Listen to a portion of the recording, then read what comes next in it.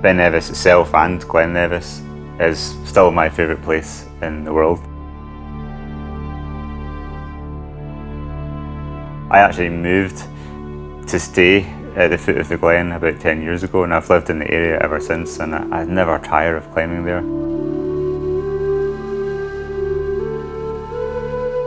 In Gleann Nevis you have this absolutely stunning scenery that's just so nice to spend time in, no matter what the season is.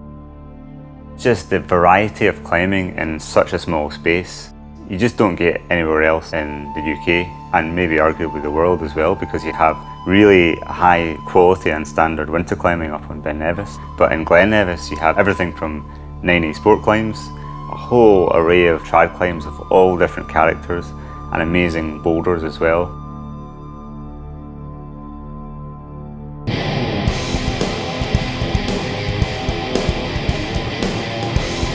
Much is it?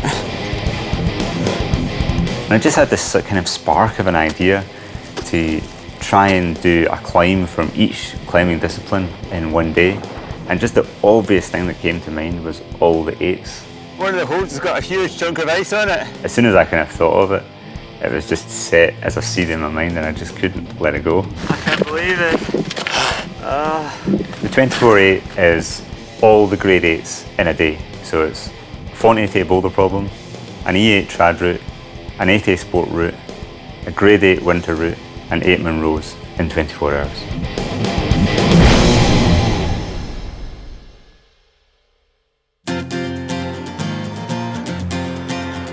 I first came to Gleann Nevis when I was about 17. I'd only been climbing a couple of years. I just kind of got stuck in and started to repeat a lot of the harder routes that were there. One of the main triggers that made me move here was I had a trad project up on Ben Nevis called Echo Wall, and that really sealed my personal relationship to Ben Nevis. So the 24-8, yeah, it was years ago now that I thought of it. The problem with it is that it's so rarely in condition. I reckon in the past 10 years it's probably been in condition 4 or 5 days. So you have to be a higher standard climber than the grade. Each climb has to be quite easy for you, and if it's not, you would just fail.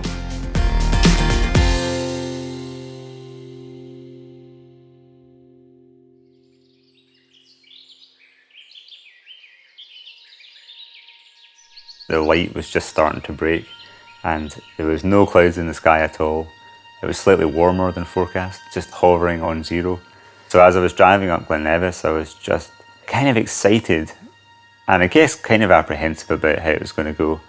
But I thought, well, the whole thing is so unlikely that what's the point in worrying about it being unlikely to succeed? Like, of course you're unlikely to succeed. That's the nature of the challenge.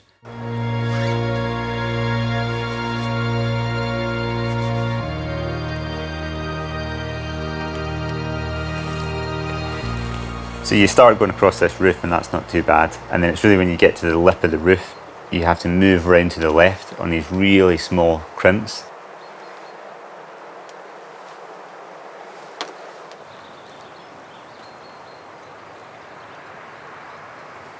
The crucial part is you get this crimp with your left hand on the left wall. You get a heel hook round the right hand side of the arete, and then you do this lunge to the jug. Hey Steve, come on. Ah! Come on. I had that split second where I could feel my feet swinging away behind me. Oh, there's no way I was letting go of that jug. Good man. Yes. Right, game on. Let's go. Woo! We are at the bottom of Misadventure, which is an E8 of mine. This is second route of the day. Kev Shields is an amazing climbing partner to be out, especially on these serious routes. He said, "Oh, I'll come out and hold a rope on the rock routes." That was just exactly what you want. You kind of run it out around the arete, away from the gear, and if you fall from that point, you're going to fall down and swing into the corner below and slam off the left wall of the corner. If you're going to commit, the worst place you can be is having committed and then mid-route, having a discussion with yourself whether you are really committed. You've got to have that discussion with yourself before you start. I just stood on the ledge until I was ready, and then just switched off my brain and just went for it.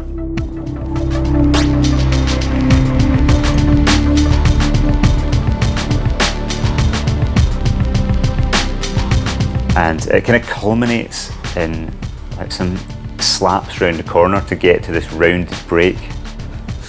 What's there? I've got you, mate. Good, Dave. And then you have to do this heel hook move. It's hard to feel if your heel's in the right spot.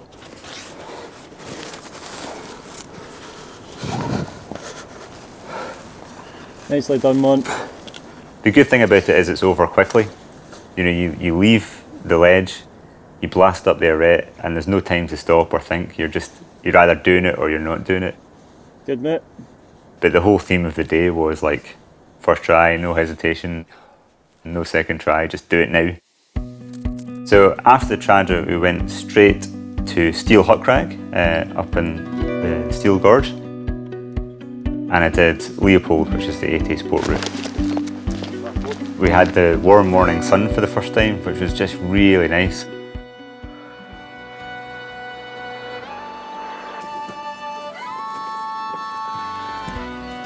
I had already put the clips in Leopold, so I was able to just turn up, put my rock shoes on, tie in, and just start right up it.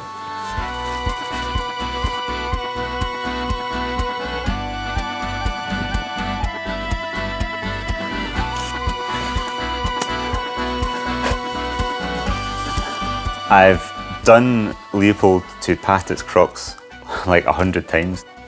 I have a 9A that took me many attempts to do that starts up Leopold, so I know the move really well. So I was able to just go up it really quickly.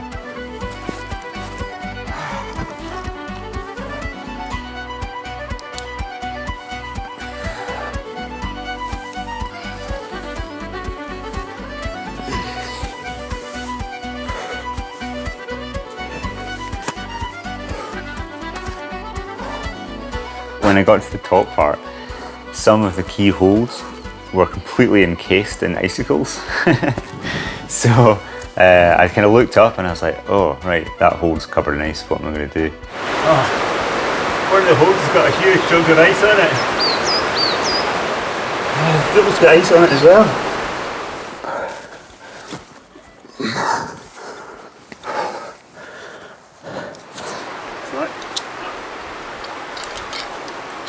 Okay, brilliant. That was great. Had to improvise my sequence a wee bit. There was a big chunk of ice coming out one of the holes. But otherwise, just fine. 3 down, 2 to go. It's not even 9 in the morning. Yes.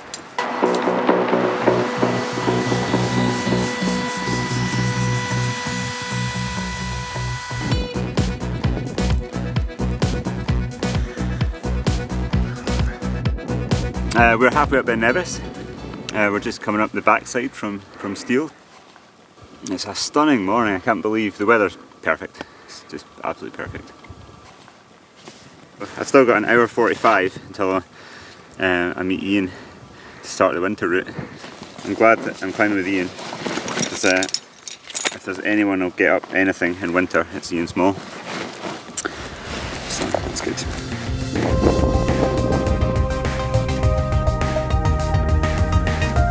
So we crossed Maelcúvan and went up to the shoulder of Ben Nevis on the Carmore Arete, over the summit, down Observatory Gully, and then I met Ian Small at the base of the winter route.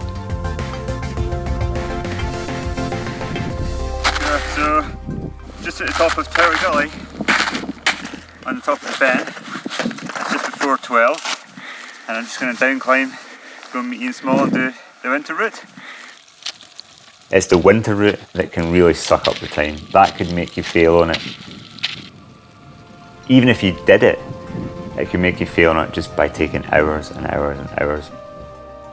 Frosty's Vigil is 3 pitches. The first pitch was okay. The second pitch is like 7, 8 maybe, and Ian led that pitch. But this top pitch was like a real source of uncertainty in my mind. It could either have no ice, or sometimes it ices up. You could climb it almost as an ice pitch. But if it was somewhere in between, that would be a real problem.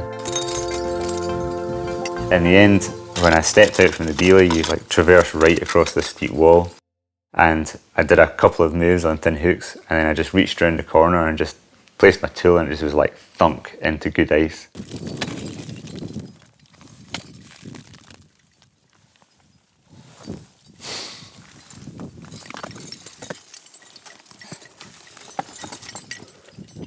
And as I moved up it, it just went really well.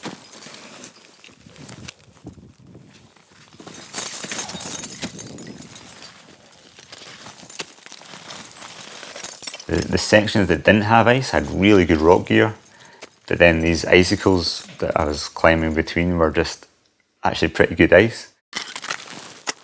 When I stepped onto the final icicle up the head wall, it was like really exposed, really brilliant. With every placement, it just felt like, this is going to happen, this is actually going to happen. I did start to really enjoy it.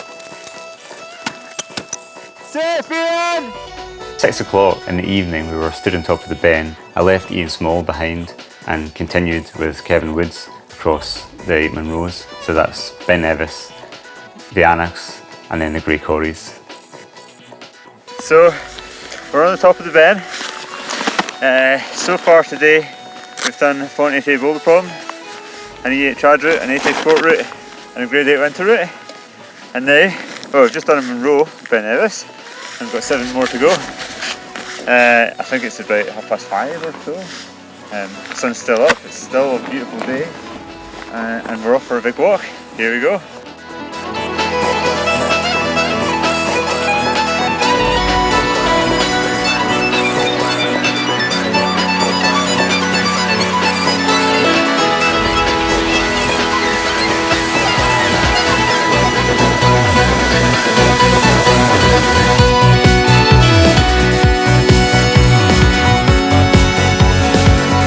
The sun was starting to go down, so it was just great to just jog around the Carmargerrig Arret. We were able to do it in this absolutely stunning sunset. It was just brilliant, brilliant feeling. Can't believe we're here, honestly can't believe we're here.